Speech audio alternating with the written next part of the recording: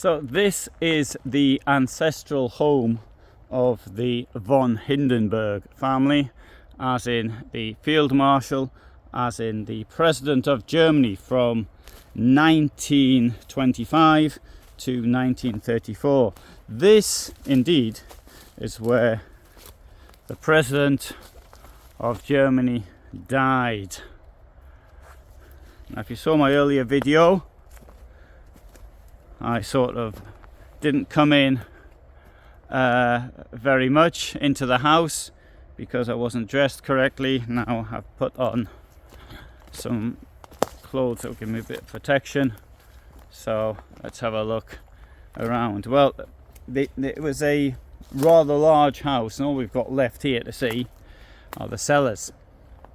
Indeed, this door here, which we can see, I'm going to suggest is a cellar. A friend of mine said it was a safe, but maybe there is a safe around here somewhere. But it's a very thick door. It even looks like a gas-tight door.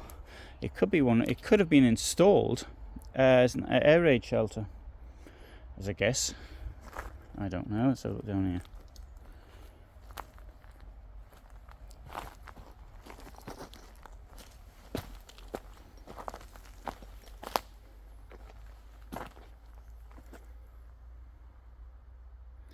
So why is it in this state it's in today?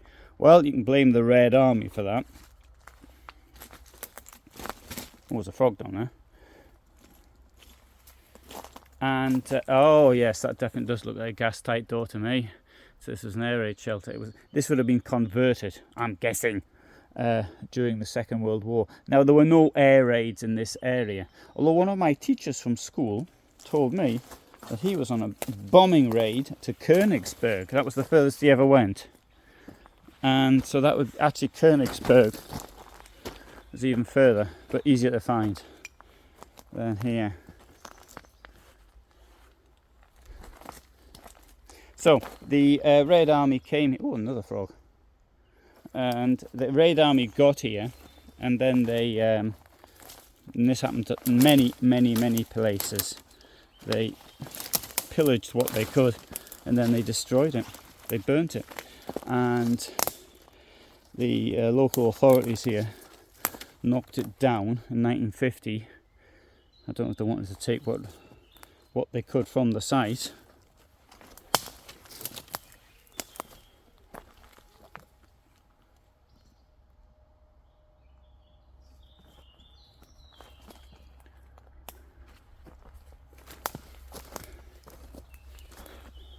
So this property, well, it was been the Hindenburg family from, I think, oh, there's another big frog, 1765, I think it was.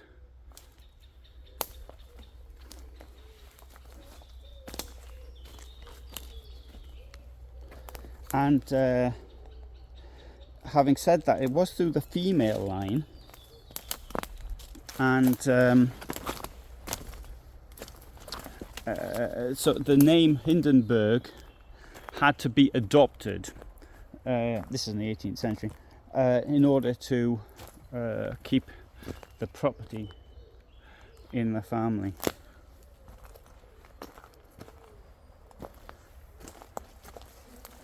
I don't suppose that thing down there has got anything to do with here. It's been dumped here by somebody. Bit of plastic with a bit of insulation attached to it. Don't know what it is. Slug on it. Oh, now that's a bit more interesting. Look at that. I'm not going to go down there.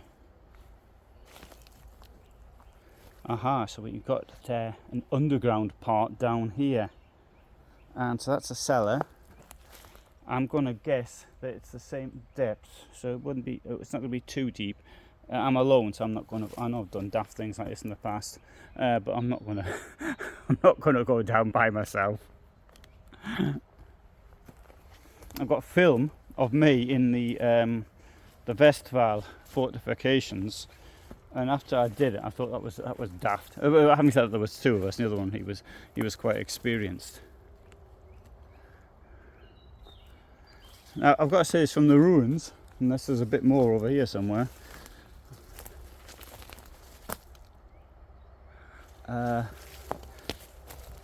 house certainly looks bigger in the pictures. There's lots and lots of pictures of it. I'll stick some up in a different video.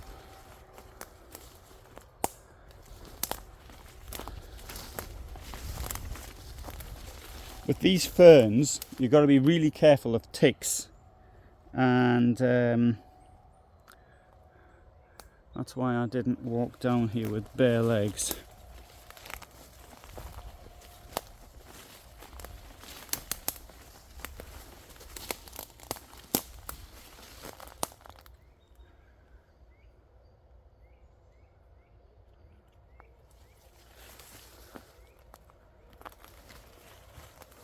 Now, this property has got a great deal to do with Hitler coming to power, and that was because of a scandal called the Eastern Help scandal, Osthilfe, Eastern Assistance, that assist large landowners who had properties here to the east of the Elbe River. That's where the big properties were, and these landowners were going bankrupt, and the government of Brüning, above all, started to award to allow these bankrupt properties to allow farmers who either didn't have land or didn't have enough land to actually use them. And this they called agrarian Bolshevism. The big landowners called it that, which of course it wasn't. But it is that, above all, this scandal which Hitler was able to quash, which is the reason why these big landowners, above all Hugenberg, who his demand was to be the Minister of Agriculture and Food, and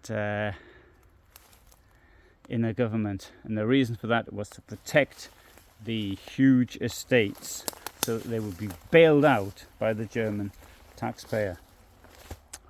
And that is the reason why Hitler came to power. Because, to a large extent, because of this area, I can imagine Hindenburg coming back here in 1932, or even in January 33, and he's getting a real ear bashing from his neighbours.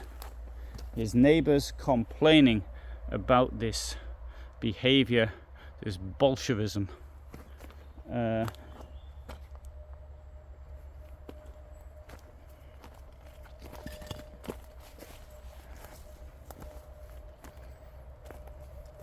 And now they don't have their great landowning properties, because almost all of the lands to the east of the Elbe ended up in East Germany, Poland or Russia. So they lost it. They was able to keep it for an extra 12 years.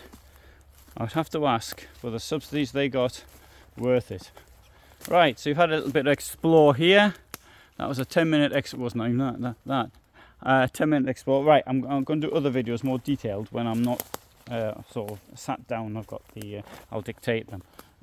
But if you're interested to see more about this and lots of other places in Poland and Germany, and research-based history, not just what people just copy out of books and things, then you might want to subscribe. But for the moment, thanks for watching.